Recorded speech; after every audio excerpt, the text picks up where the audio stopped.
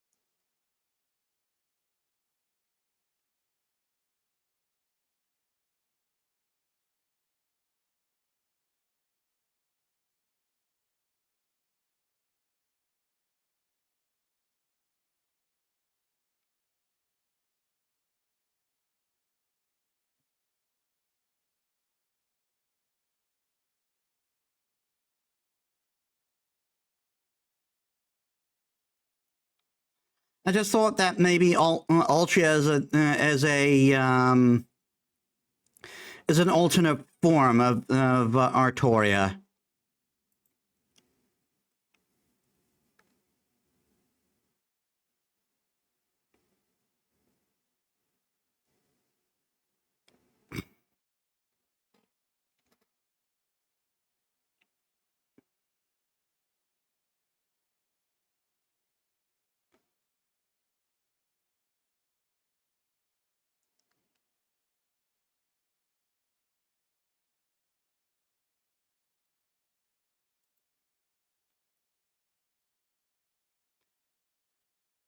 This is the name we're currently given in FGO. I believe the origin of the translation is from Amaplex, and it tends to be the least his favorite translation of them all, most likely due to being furthest from the original. In Japanese, there is no L sound, so they usually replace that sound with varying combinations of their R sounds, as they are mostly similar. So the translation team here did just that and replace Ru with L when they get to 2 and decide the O sound isn't desirable. There is no single T sound and in Japanese, so one might use the T character as in sounds most familiar to what you intend and as a replacement. Thus, we are left with Ultria. In the end, we can only hope they decide to use one of the more common translations, but at this point, and it seems unlikely. At this point, I don't think it's a big deal.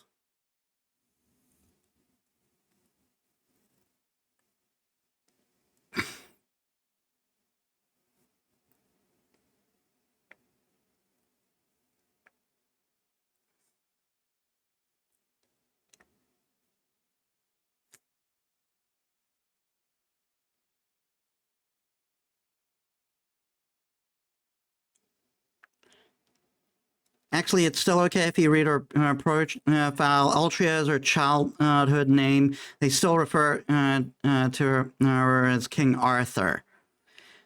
In one edition, and Artoria is the spelling used in Fate and Excel as official English release. Yeah, can confirm. So it has been used in an official licensing before. It's honestly the only thing that really bothers me about the translation. I can live with that at times sloppy text, but Ultra just annoys me. Again, I think it's not a big deal.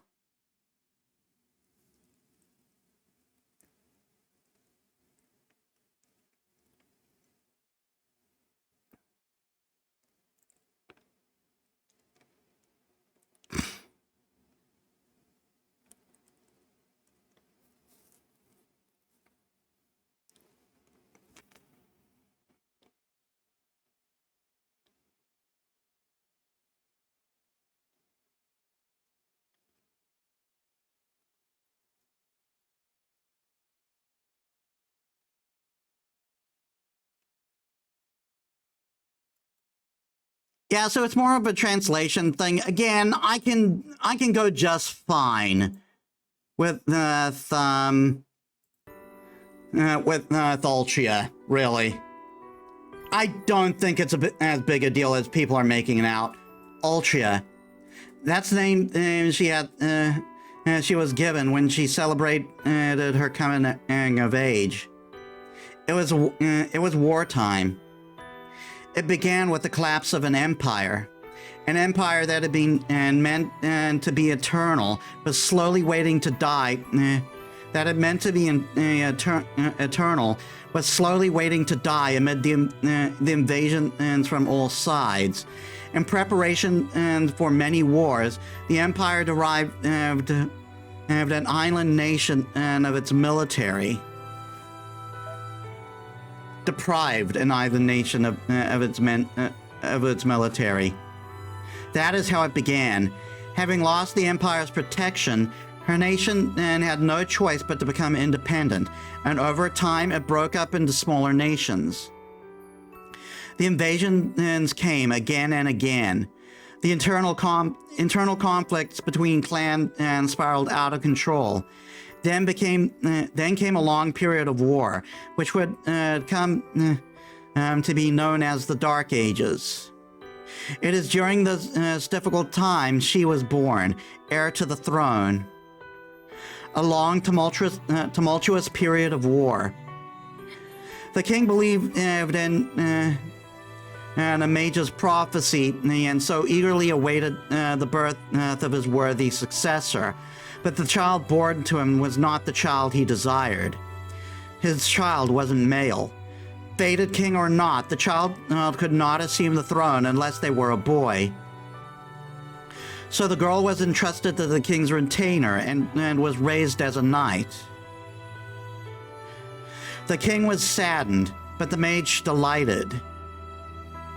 One's sex has nothing to do with one's worthiness to become king. More than that, the mage was convinced that the girl's absence from the castle until the day of the prophecy was proof that she was the true king. So she grew up under the care of a simple and wise old knight and his adopted child and successor. As his adopted child and successor. The old knight did not believe in the mage's prophecy. He simply raised her to be a knight and hoped for her to continue growing because he felt something from her that reminded him very much of his own lord. But even without the knight's encouragement or intervention, the girl trained every day to become stronger than everyone else. If an alien country headed towards its own demise can only be saved by a king. The girl had sworn to wield her sword for that reason, and that reason alone, and without anyone ever needing her to tell her to do so.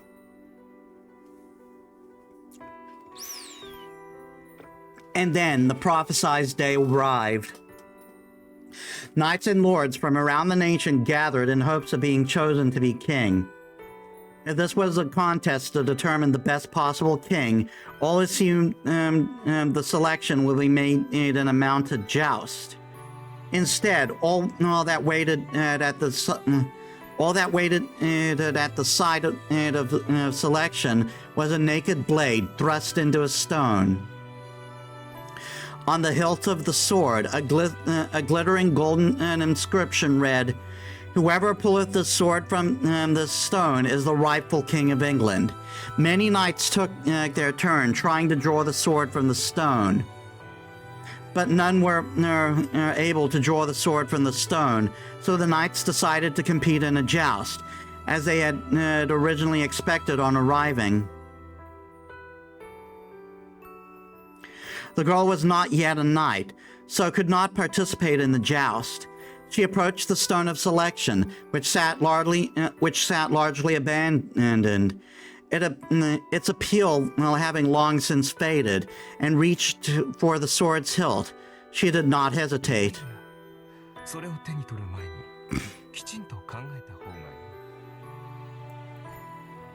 She turned around. Before her stood the most feared mage in the nation. He gave his warning. When she takes hold of the sword, she will cease to be human. She responded only with a nod. To be king is to no longer be human. She has been resolved from the moment she was born. To be king is to kill more than anyone, in protection of everyone.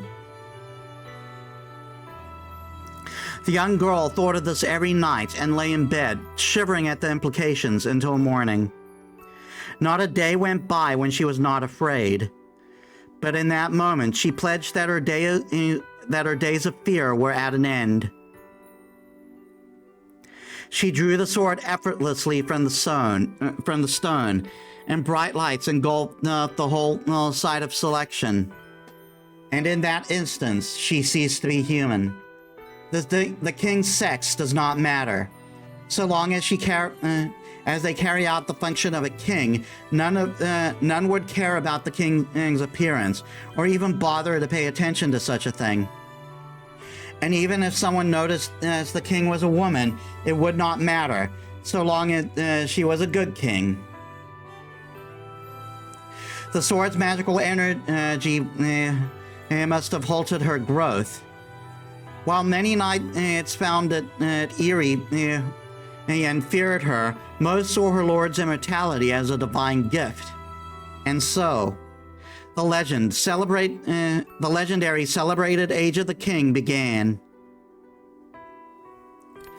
The new king in battle was seen as something of a god of war. The king always led from the front.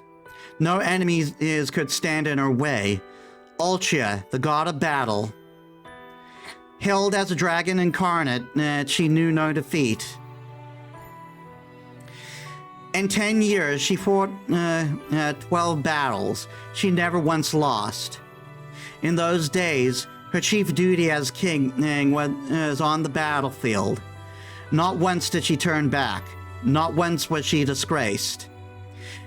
She was raised to kingship and fulfilled her obligation without hesitation.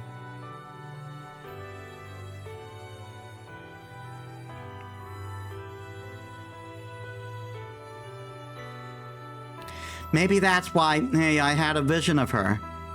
Her soul must still be on the battlefield. It's not yet dawn. She stands under the indigo sky and lets the wind whip at her as she stares off into the distance. The sky is high in the cloud. High in the clouds slide by overhead. Out in the clear air, her sword in hand, she gazes at the great army she is about to confront. That image of her won't leave me. It's burned into my mind now. She and her sword are one. The sword from the stone, which chose the king. The brilliance of the sword that determined her fate is also her brilliance. But I tilt my head in wonder at this dream. That sword isn't the one she holds. It's similar, but different. Thanks for the redeems, Natalia. Welcome to the stream. How's your day? The sword she holds now isn't the one she used last night. But if that's the case, what happened to that incredible sword?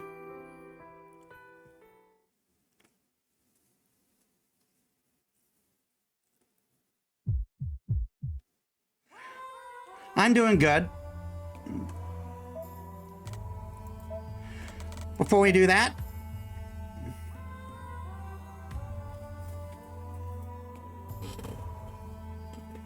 okay, Shiromia, Ultria, can also be Arturia or Artoria. Most people will accept Artoria. Female, divine, lawful good. But we got this. King Arthur, the legendary hero of England, is immortalized as the once and future king. He is a hero who is widely known as an icon of chivalry. However, he is not just a legend, but also someone who is said to have actually existed. In his earliest chronicles, the real King Arthur was called Dux Bellorum, the King of War, a great general who led the 12 kings of northern England, the Gorodin, against other tribes, like the Picts and Scots. There are several theories about the identity of this great general, and some say the king may correspond to do different historical figures. One Arthur the Briton, the other is Artorius the Roman. The accomplishments of both has synthesized into the legend of King Arthur, still famous to this day. Arthur is the king. Arthur became king after drawing a sword upon whose blade Merlin the Mage had inscribed the words, "Upon who pulls the sword from the stone is the King of England." From there, countless stories unfolded about King Arthur and his knights of the Round Table. He was born of a tryst between Uther Pendragon, King of the Britons, and the blue-eyed Igraine, and the wife to the Duke of Cornwall. Paying the price for pursuing his love, King Uther enlisted the help of Merlin, entrusting the mage with the child born between him and Igraine. Vowing to rescue Arthur, who carried a great destiny from the royal crisis and guide him onto the correct path, Merlin placed him in the care of Sir Ector, Uther's Lorien knight.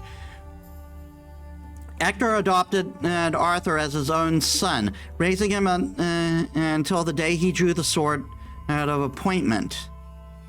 The trials and travails that awaited Arthur after pulling the sword and becoming king would later fill the tapestries of history, becoming a grand narrative that is representative of chivalry in the Middle Ages.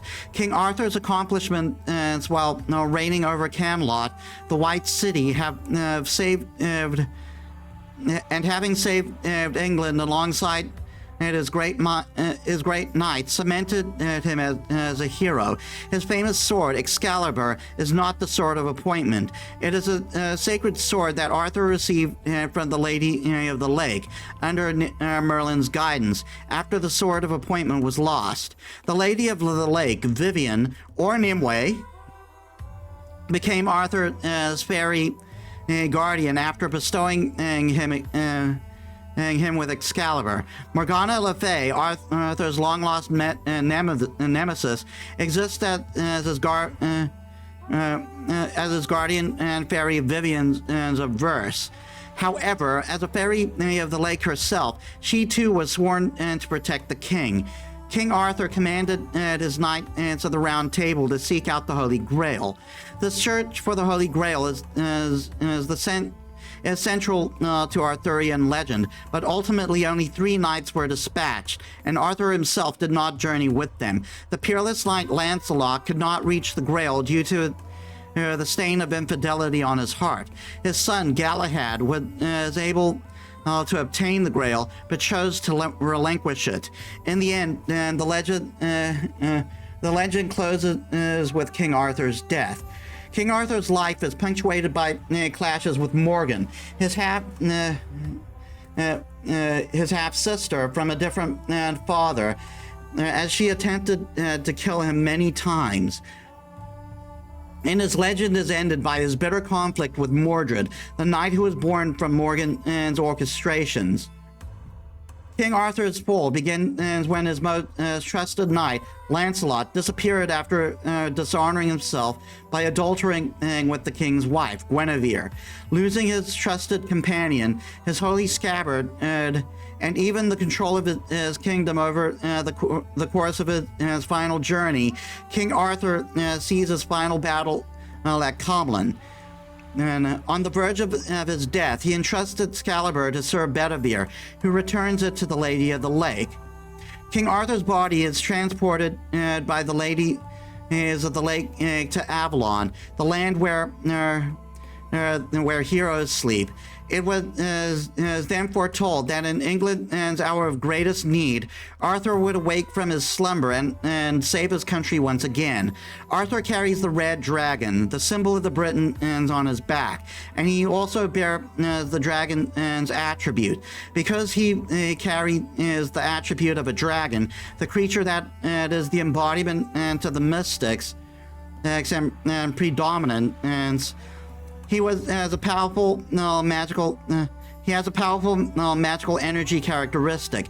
However, he is not well matched against servants who have a background in dragon slaying. And nothing more there. Oh, also, I forgot. Oh no, we read the. Oh no, we haven't read this. Bellerophon, Bridal of Chivalry, rank A+, type anti-army, range 2 to 50, max targets 300 persons. All abilities increase by 1 rank when used. AC also becomes 100. A physical attack using a beat is from the Age of the God with a similar extreme advance that crushes the target. The maximum speed is said to be 400 to 500 kilometers per hour. From the protection of the Pegasus when used, it is the highest level noble phantasm in both offense and defense.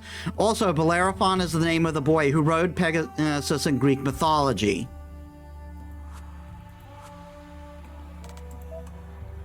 Now that we read all that, that was a mouthful.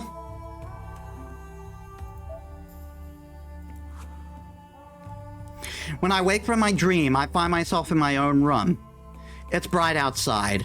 I must have come back to my room last night, unable to make a decision, then fell asleep when I was watching over Saber.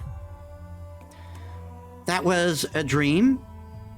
It was a strange dream. What I saw, I had no way of knowing any of that, and that wasn't the Saber I know.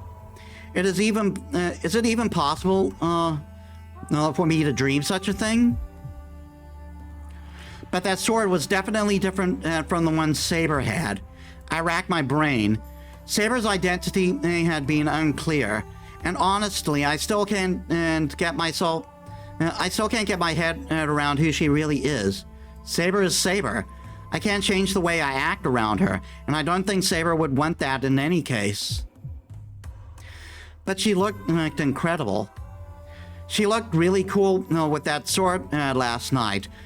But she looked good with the sword in my dreams, too. It'd be fair to say I was in awe. The sword last night and the sword from my dreams seemed to have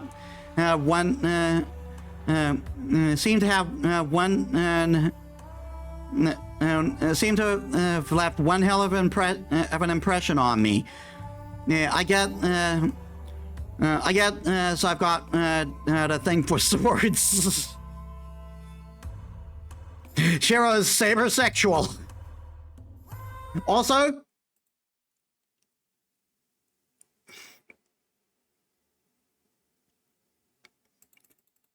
I know that this isn't really a good one, but I don't have a salute emote. Respects in the chat for Ryder. Ryder the goat. Ryder, my beloved. The sword last night, and I guess I have a thing for swords. I thought Lancer's spear was beautiful when I saw it too, but my passion for swords is on a whole nother level. It's on a whole other level. It would appear I have a thing for swords. You've already said that. Well, that's not really anything new. I draw in a deep breath and reach up, finding my forehead dripping with sweat. I'm sure, it sure is hot in here. I wipe the sweat from my forehead. It's winter, but my body feels flushed. I don't know why, but it feels like my blood is getting hotter and it's unsettling. I wonder why. Ever since I saw Saber's sword, my whole body is being hot for some reason. My left hand, the one with my command spells, feels like it's holding a hand warmer. It's the same sensation I felt when Tosaka made me swallow the jewel, like there's something stirring in me, or making me want to run. I take a deep breath, trying to calm myself. Saber's probably still asleep. She still hasn't woken up, but it looks like she's stabilized. Her breathing is even, and that pained look she had last night has smoothed over. Saber is sleeping peacefully. It's a morning like any other. Maybe if I let her sleep, Saber will recover.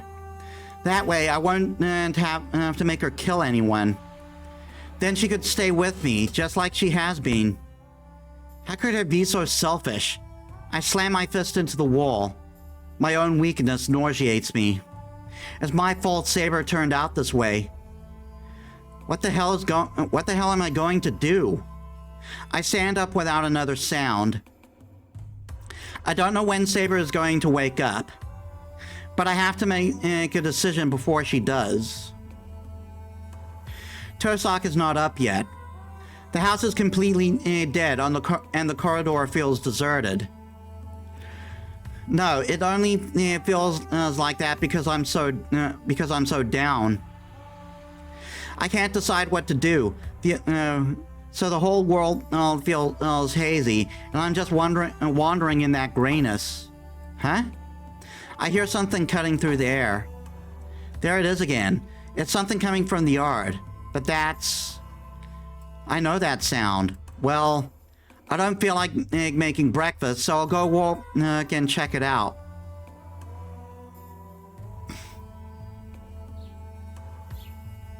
It's colder than usual. Must be really cold for me to feel it, feverish as I am. It looks like it might even snow.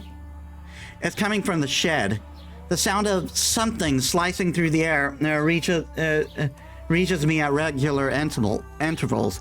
As I cross the yard, I breathe mists of the air. My breath mists the air. I find him in front of the shed. Given how unsurprised I am to find him, I guess I figured he'd be here. He must have been shooting his arrows. The moment Archer sees me, he lowers his bow in displeasure. That's dangerous. Don't shoot arrows at my house. What were you going to do if one hit something?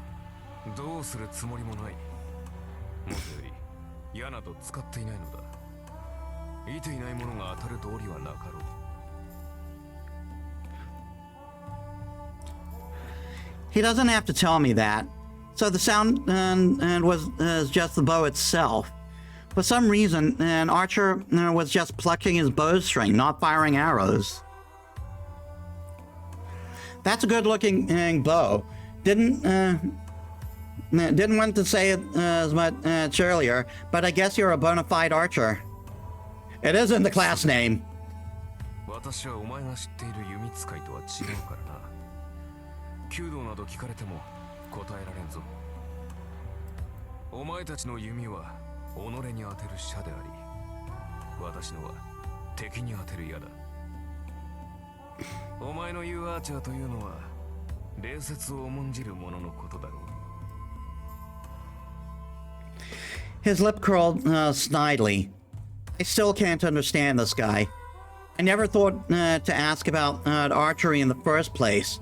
I was just wondering what you were doing. 見ての通り、調子を測っているのだが、セイバーにつけられた傷も癒えた。いつまでも見張り役というわけにもいくまい。I see. So his wounds have healed. That means Tosaka will get back into the fight. I turn my heel. If Tosaka and Archer are going to rejoin the battle, I need to make a decision too. I need to go somewhere I can think alone. 斬新という言葉があるな。Huh? ことを済ませた後に保つ間のことだ。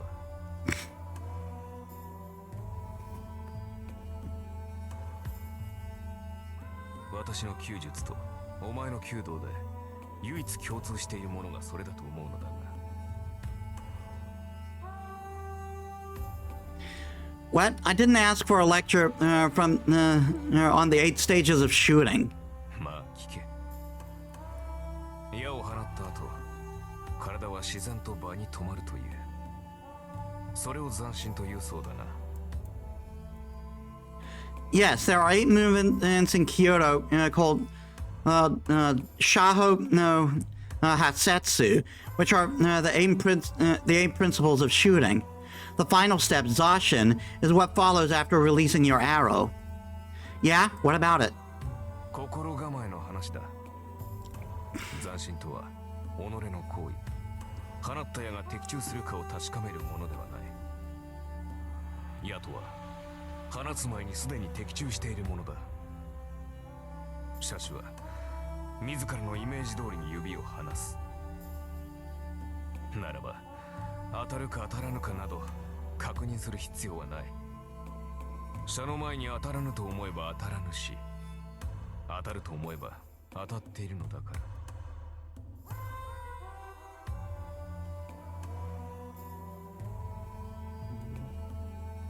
That's absurd. No matter how much you might think a shot will hit, some shots won't. And if all they had to do was think it will hit, everyone would hit every shot every time. そうかな。少なくともお前は100発100中だろう。 What? He catches me off guard there. I mean, he's right, but... まあ、そんな話はどうでもいい。言いたいことは一つだけだ。斬新とは矢が当たるかどうかを見極めるものではない。ならば斬新とはその結果を受け入れるための心構えではなかったか。まあそんな話はどうでもいい。言いたいことは一つだけだ。斬新とは矢が当たるかどうかを見極めるものではない。放った矢がどのような結果になるかなど分かりきったことだからな。I know that. You're telling me I need to follow through to the very end. そういうことだ。セイバーのことは聞いた。彼女がこのような状態になるのは初めから分かっていたことだろう。それはもう決まっていたことだ。ならば All that's left is to accept the result. He's telling me that no matter what I decide, no matter what it does to Saber, all I can do is see it through. I turn my back to Archer. This time, I'm going to be the one to leave Archer hanging. それともう一つ気がついていないようだから教えておこう。 His voice comes from behind me. セイバーはな、宝具を使えば自分が消えると分かっていたはずだ。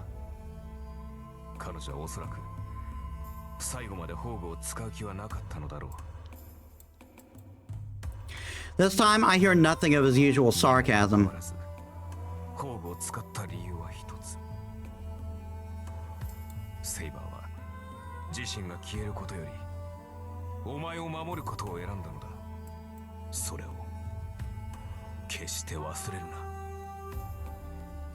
For once, his voice is completely sincere. He's not telling... he's only telling the truth here.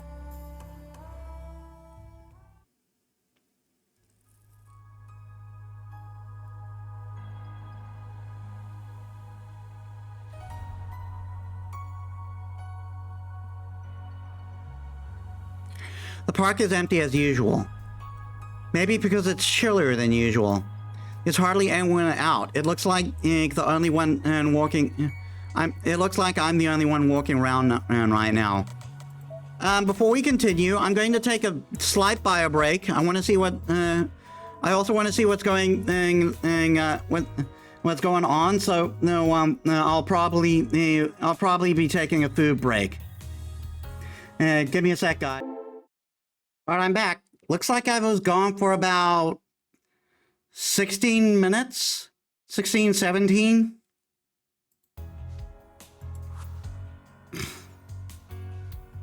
There's hardly anyone out. It looks like I'm the only one walking around right now. I slumped down onto the bench. Well, I came here to be alone. Now that I'm here, I think I should think of what to do next. I can't put my decision off any longer. If I want to defeat the other masters and end this Holy Grail war... yeah, I did. I need Saber. That's not what this is about, though. I just don't want to lose Saber. But that means I have to have Saber kill people, like Ryder did.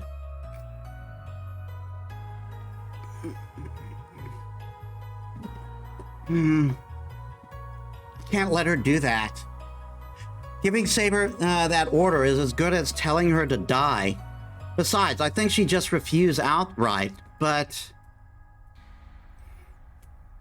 When my head slumps down, I see my left hand. I have 2 command spells left.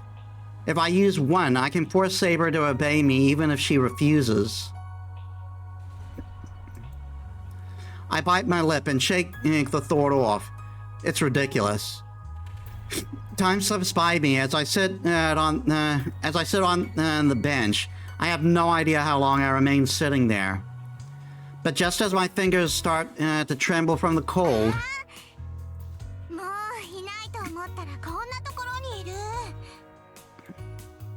I look up, hearing a voice calling to me.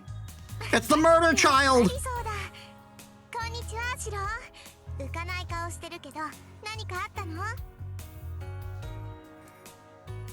Ilya, did you come all the way here by yourself again? It's not safe. You never know where masters are lurking. I'm about to warn her that other masters might be lurking nearby, waiting to attack. I catch myself realizing how stupid that would be. Ilya's a master. I shouldn't be worried about her. We're enemies. Sorry, I don't really have time to talk now. I know we bumped into each other, but I can't talk today. It's going to get really cold, so you should head home. I don't get up from the bench as I dismiss Ilya. There are plenty of things I'd like to talk to her about, but I can't think of anything other than Saber right now. What's going on? Ilya doesn't say anything. She's looking at me like as if I'm a stranger. Ilya? Sorry, I don't mean to be harsh. I just got a lot on my mind right now.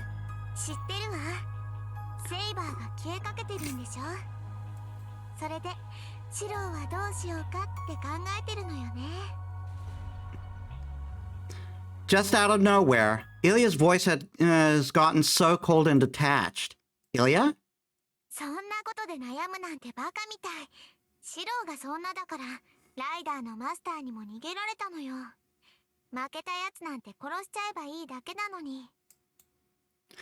I move my feet.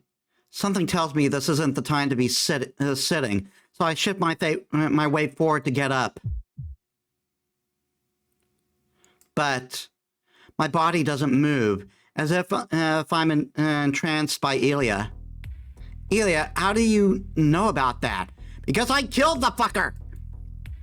言うまでもないでしょ。昨日の夜ね、私もあのビルにいただけよ。Popped them open like a cashew! もっとも、さすがにビルの中で様子を見てるしかなかったけど。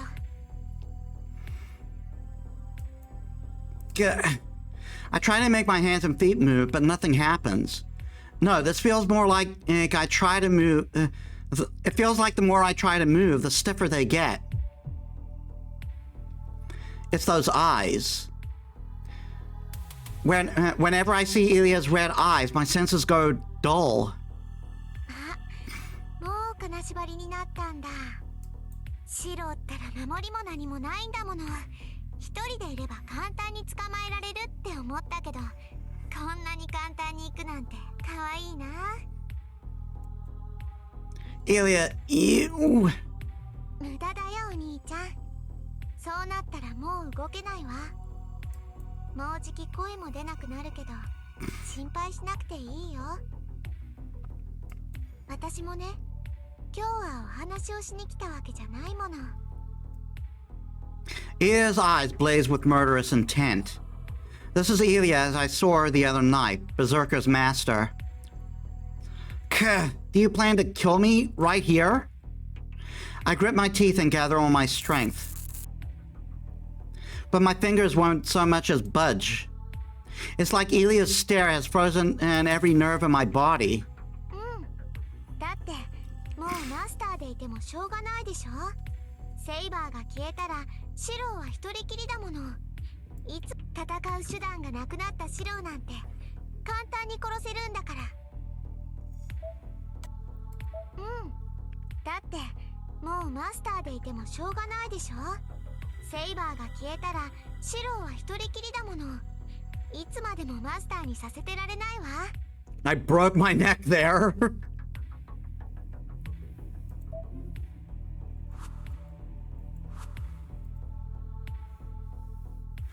Ilya raises her hand. Her slender white fingers reach my chest. 他の人に殺される前に見つけられてよかった。それじゃあおやすみなさいお兄ちゃん。どうせセイバーも消えるんだから早い方がすっきりするでしょ。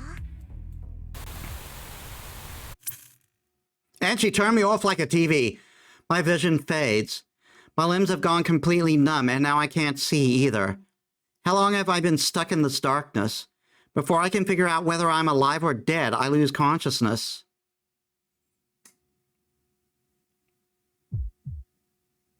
My body is burning. Even if my consciousness has fallen into darkness, the burning in my body tells me I'm still alive. Yes, that must mean I'm still alive. Even so, it may only be temporary. Ilya even said it. 戦う手段のないシローなんて簡単に殺せるんだから。 She's absolutely right. Without Saber, I can't fight a proper battle. A holy grail is a battle between servants, and there's no way I can go up against servants. That's been proved more than enough by now. Each time I got absolutely thrashed. And the case was right, or it was totally worth it. Like Saber says, all I can do against servants is try to survive as long as possible. I couldn't even do that. I was cut to pieces and even thrown out of a third-story window. It's only this weird, inexplicable thing going on with my body that's kept me alive. It's so frustrating. It makes me so angry. In the face of an unbeatable opponent, I couldn't stop the catastrophe in front of me on my own. Even though I've decided to fight. I said I was going to fight it as a master and vowed not to hurt anyone, but I couldn't even keep those promises. I'm pissed off. The champions of justice I thrived to emulate when I was young always had to win, or there would be no point. My body is burning. Every inch of me trembles with the need to win. But I have neither the means to win or even a way to fight. What good am I? I can't even fight alongside Saber without bringing her down. それも間違いだ。エミやシロは格闘には向かない。お前の戦いは精神の戦い。己との戦いであるべきだからだ。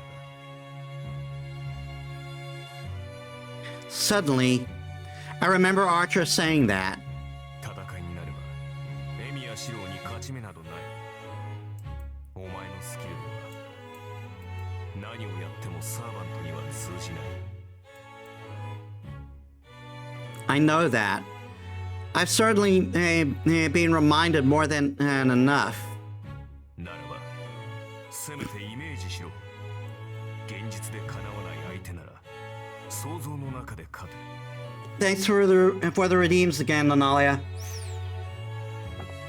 If you can't and beat them in your imagination. 勝てないのなら勝てるものを幻想しろ。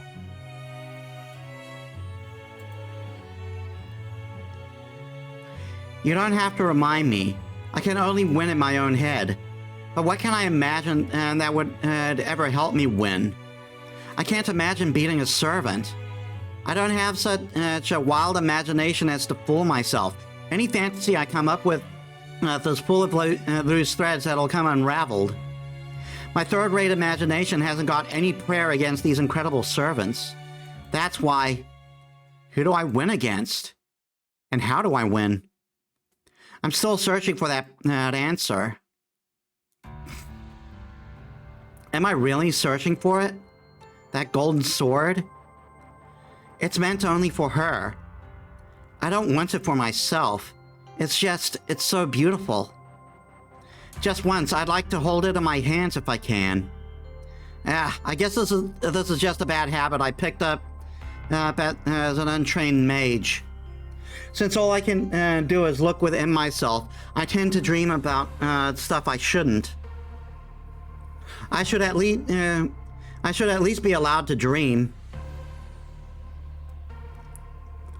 First, I imagine the thing's basic structure, then reproduce it. I guess there's not much point in strengthening here.